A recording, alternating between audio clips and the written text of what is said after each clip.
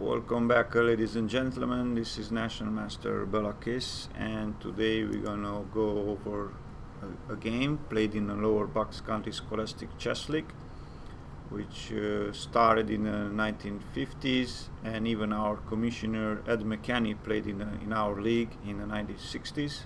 This way, I want to thank all the coaches and teachers that they are supporting the league and the coaching and teaching. And you could also visit our website, Lower Bucks County Scholastic Chess, or you could on our Facebook. Today we will see a game between second board from Lower Moreland, Shiragram, and Alec from Abington. And let's see the game. White played d4 and black played d5, which is the Scandinavian opening. It's a not very common opening, however, even Capablanca played it.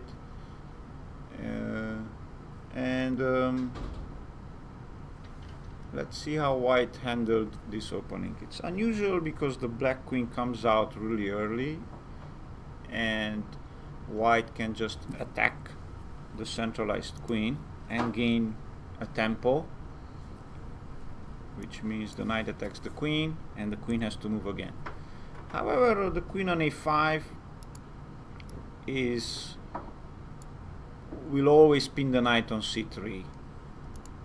So once the d4 pawn moves, the knight on c3, it's pinned. Now black played c6, controlling the d5 square and opening up this diagonal for the queen in case the queen needs to retreat. Bishop c4, natural developing move. Knight f6, both players, they develop the pieces. And now white played knight g2, which is a very interesting setup against the Scandinavian, because usually white will play knight to f3, and later on he could even put the knight on e5, which is a very good square for the knight in the center. But white chose to play knight g2 e2. Black played bishop f5. Before he pushes the pawn to e6, he wants to develop his bishop, and this is a very nice diagonal for the bishop because it controls the h7 b1 diagonal. And now white stick to his plan and played knight g3, attacking the bishop. Obviously this bishop is stronger than the knight as of now because he controls so many squares, like controlling both diagonals. And black played bishop g6. And now white short castle. White king is safe and sound, a very important moment of the game. And the black played e6, opening up the diagonal for his bishop and getting ready to develop the bishop on e7 or on d6 or even on b4 sometimes. And now white had to choose a plan. So once you finish development, knights, bishops out, you castle, you're approaching the middle game. There's a transition between opening and middle game, and that's a key moment for the game. You have to stop and you have to make a plan. And here white just made a natural move, playing rook e1. However, if you played knight d2 and knight g3, you could play f4 because the knight is not blocking the f pawn, and f4 will be a very strong move, with the idea of pushing f5. Now let's say black makes a move, bishop d6, and hop f5. Now the pawn is attacking the bishop, the pawn is pressuring the e6 pawn, and is a pressure on the black position. Here black has, let's say, two choices. He could take the knight and then white will take on g6, bishop d6, and then I take on f7, king f8, and white has a very beautiful sacrifice here. Rook takes f6, g takes f6, and the black king is really weak, he's not safe, and the rooks and the knight is out of the game. The queen is all the way on the other side of the board, and white could just focus on the king side and attack the king. Bishop h6 check, and then queen g4, threatening queen g7, or queen takes e6, or bishop takes e6. This is a losing position for black. Or after f5, black could take on f5, and here the computer gives queen e1 the first choice. It's not such a big difference. So I like queen e2 is more a natural square and move for white. Queen e2 check, and now you have king f8 or king d8. Now if you try to block this check, let's say with bishop e7, the problem is that after bishop g5 you can't castle because your bishop is hanging. So this is a position where queen a5 is not helping, so you will need to move the king out of the pin or move the queen back, but you still cannot solve the problems here, because even a simple rook a2 e1 finishing development, you attack the bishop 2 times and can castle. Black can castle, and is a big problem. So after queen e2, if he moves out with king f8, then white could just play bishop f4. I want to stop here for a second and explain that the black king is not safe, and even though white has no checks, the problem is that 2 of the black pieces are out of the game. The rook in the corner is shut out and it can't come back into the game, and the bishop on g6 is blocked by his own pawn on f5, and white can take this pawn back anytime. So white will play bishop f4, and after bishop takes rook takes f4, white is ready to just line up on the f-file, triple up, win this pawn back, and have a very nice position. For example, if black plays knight bd7, rook a to f1, rook e8, and queen f2. If you play knight g4, again white has another beautiful sacrifice. We already get used to this rook sacrifice. Rook takes g4, f takes g4, and now everything is lined up against the f7 pawn, and queen takes f7 check, beautiful queen sacrifice.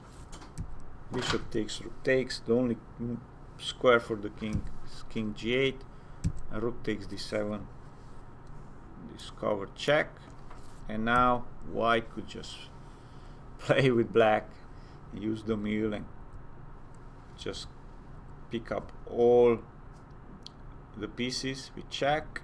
And now you could just come back instead of taking the queen, rook f4, and you have to give up your queen, but I don't want to give up my bishop, so knight takes d5, and this is a totally lost position for black.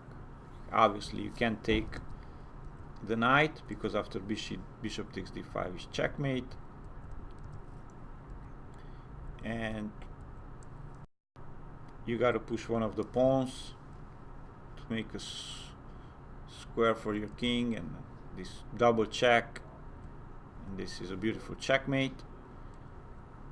So this is a totally lost position for black.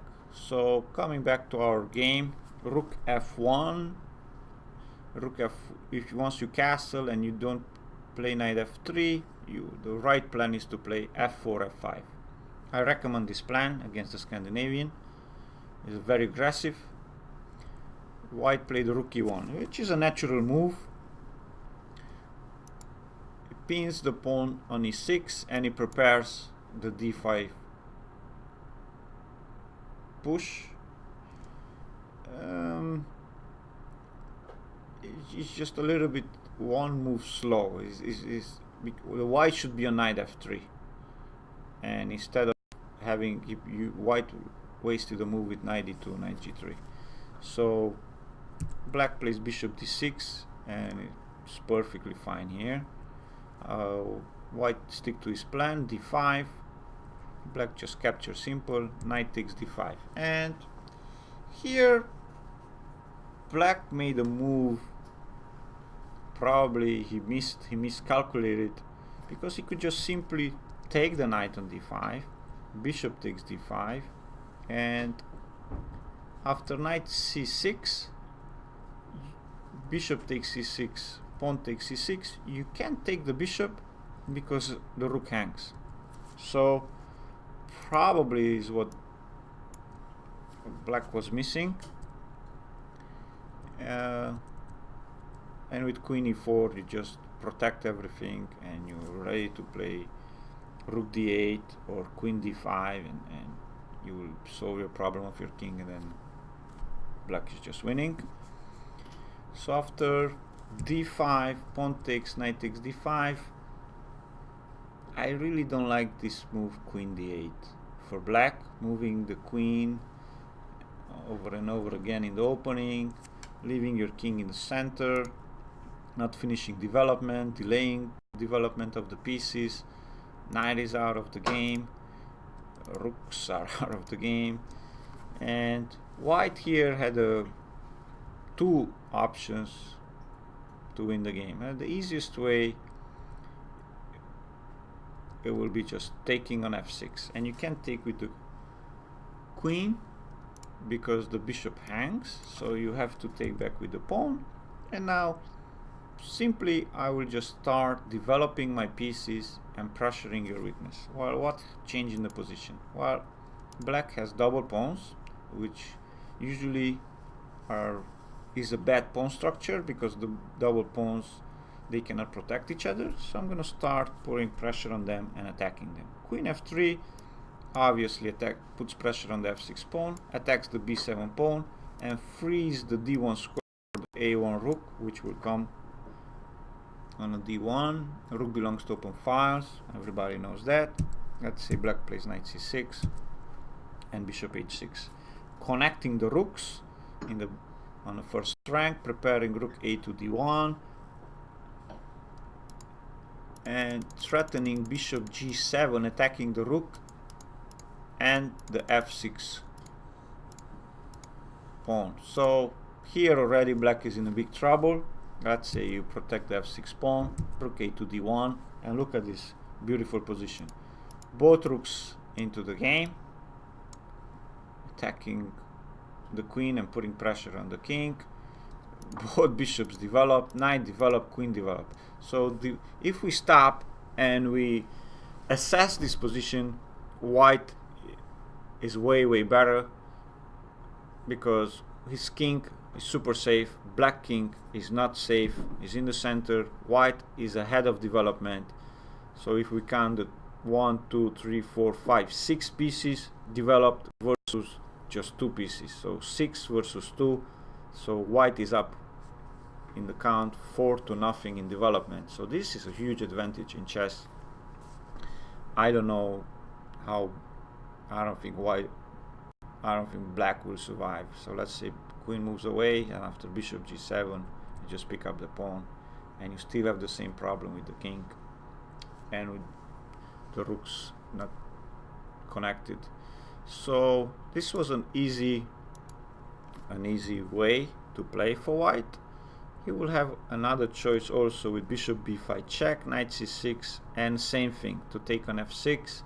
Same plan, queen f3, rook c8, bishop h6, bishop e5, and you could take here in between check, rook d1. We've seen this plan before in the other line, queen e7, and now just a simple move c3. Now what's happening here? Well, same thing.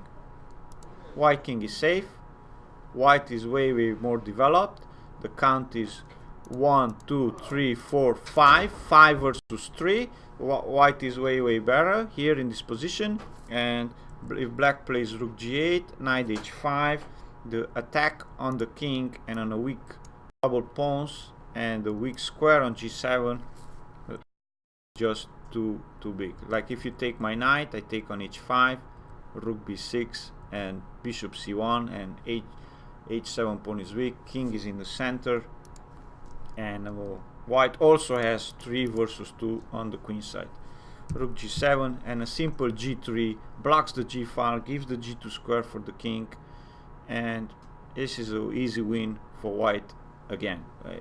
You have a big problem with your king. King is not safe and the rooks are uncoordinated. So coming back to the game, white chooses bishop g5, which is choose the natural move, and black short castled, and white just took on f6. Now what's the difference between the two variations? After knight takes f6, g takes f6, yes, black still has double pawns, but it's a major difference here that in comparing to the other lines, the black king castled, so the black king is safe here comparing to the other lines.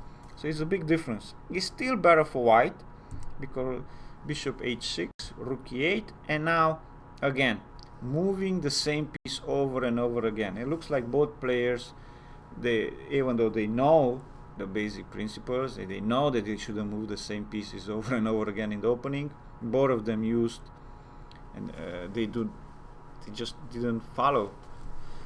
And black played queen a5, queen d8, and white played bishop c4 and now bishop b5, but now is a big difference because the black king is castled. So after knight c6, bishop takes c6, pawn takes c6, black is fine because his king is safe. And yes, I do have this pawn structure. h7 pawn is weak, and I have this is a second pawn island, 3, 4 pawn islands. But in compensation, black has the bishop pair. So this is a little bit complex position, and white trading so many pieces, he has no more pieces for the attack. So after queen f3, which connects the rooks and prepares rook a to d1, black captured on g3, which I didn't like at all. Like after bishop takes g3, if white will just think a little bit and understand that this pawn is babysitting from the queen, and he will leave the queen on f3 to pressure both of the pawns, and he will just take back naturally with the h pawn, and now you're threatening queen takes c6, rook a to d1. I don't know, let's say I move out from the d file, I can still play rook d1, and now if you pick up my pawn, rook d7 closes the game,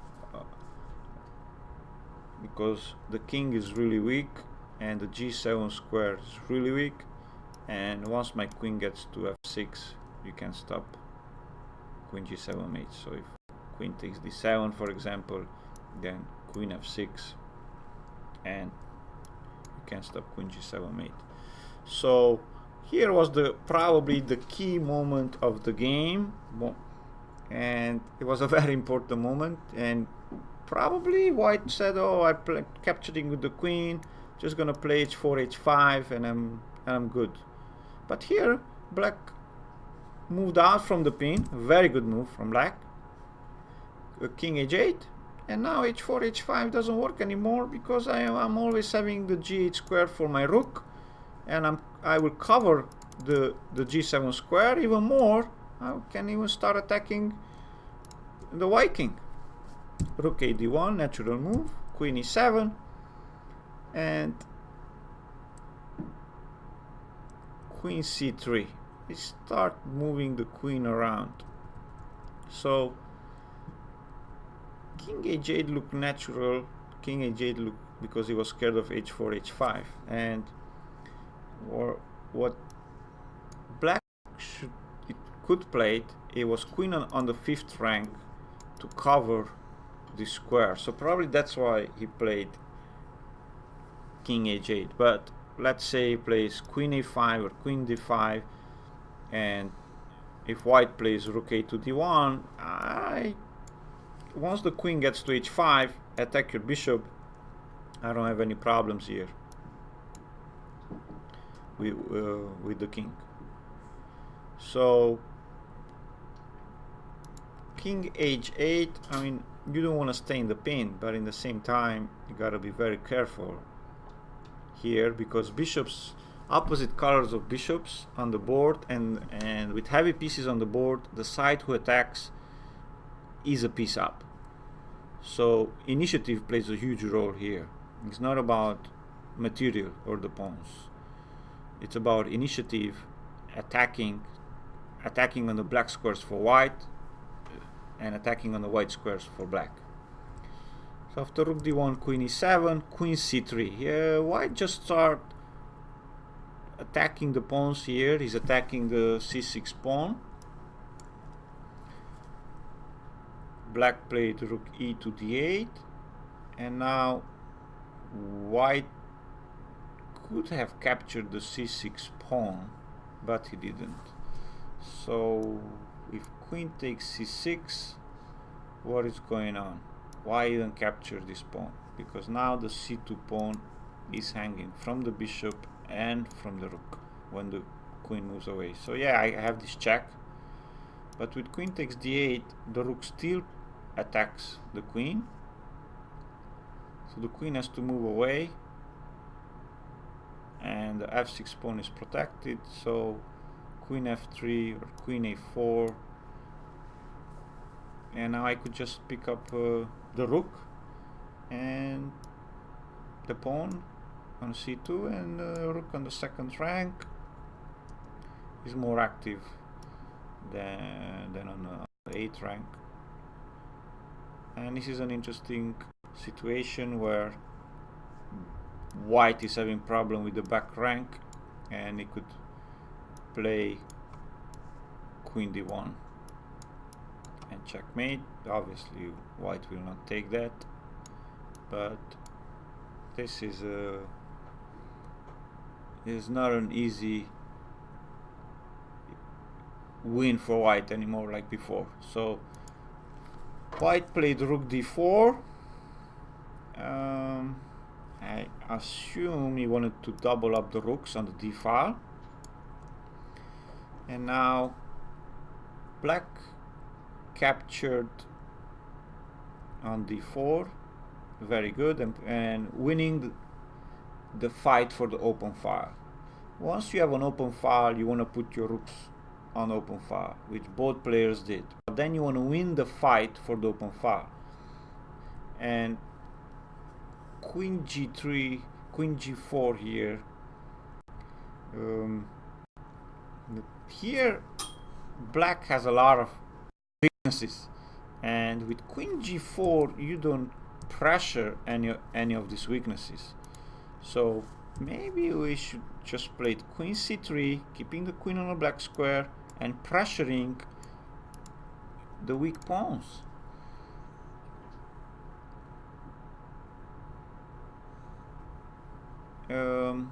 After queen g4, black could have just played rook d5. I really like this move. Rook on the 5th rank, and you could put the queen behind anytime and controlling the open file. c4, queen b4, queen is attacking the rook and is spinning the pawn on the 4th rank, and you just want to have entry squares in white position.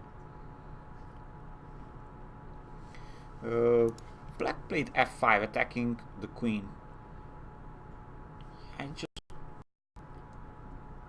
And probably white was happy here, because after queen g3 is threatening all the time to move the queen on the long diagonal, and his dream is to get with the queen to g7.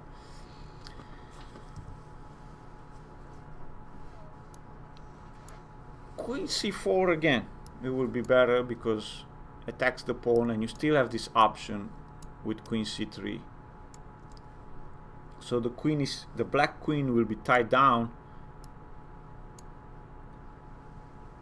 to protect the f6 square, or to protect the f6 pawn when black pushes f7, f6. Oh, queen g3, f6. So now black covered the black squares. Probably realized that it was always in danger, and it was a mistake weakening all the black squares. And finally white played queen c3, but it's a little bit too late. Black played c5, bishop e3, attacking the c5 pawn, and rook d5, the move that we talked before. And now white has problems with the back rank, so you have to solve the problem of the back rank. So the king needs a luft, so you need to push one of these pawns. Now h3 will be a natural move because you will have the h2 square, the black square for your king. g3, it will give you a luft, but it's not a good move because you will weaken all the white squares around the king, and black has a white square bishop. So, and another move, you could push the f pawn, and f3, it's a possibility. f4, it's a possibility, but it blocks your bishop. But all these moves will solve the problem of the white king in the back rank. White played queen b3. He's trying to get in black's position, and now black played queen d6. So white played queen b3. Black asked himself what he wants to do. He wants to come to b8. How can I stop it? Queen d6. And at the same time, we discussed about this before, black doubled up on the only open file, and finally white played h3. But this is a problem because with queen d6, black is also threatening f4. So here, either way, you play g3, you weaken the white squares, but you stop f4, or you push f4 and you stop the black pawns moving forward. If you will play f4, this bishop has a problem here, so he has to be activated through h5, an h5 d1 diagonal. White played h3, and after f4, like we discussed, white is in a lost position.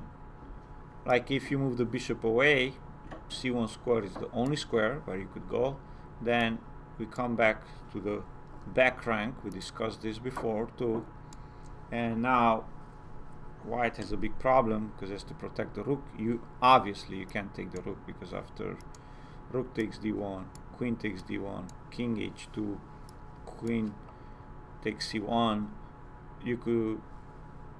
you're up a bishop, and when he checks you, let's say he picks up the pawns, you just cover the checks with the bishop. And yeah, this is easy win for for black, a piece up. So white played c4. Probably he missed the next move, rook d3. Rook is attacking the queen, the black pawn is attacking the bishop, and when you move one piece away, I captured the other one. So I don't know if he was in time trouble or he just missed it. But after bishop takes c5, queen takes c5, the rook is still protected by the bishop. Rook is still attacking the queen. Queen b8 check, king g7, rook takes e6, and white is trying to get to the black king, but after rook d1 check, king h2, queen takes f2, black is the one who will deliver checkmate first. After rook e7 check, king h8, king h6, queen f8 check, king g5. The black king is super safe, and you can stop queen g3 checkmate. So here white resigned. It was a great victory for Abington, and I know that the Lower Moreland, they had a long winning strike. They were winning like I don't know, maybe even more than 2 years in a row, I assume. And I hope you guys enjoyed the video, and I see you soon.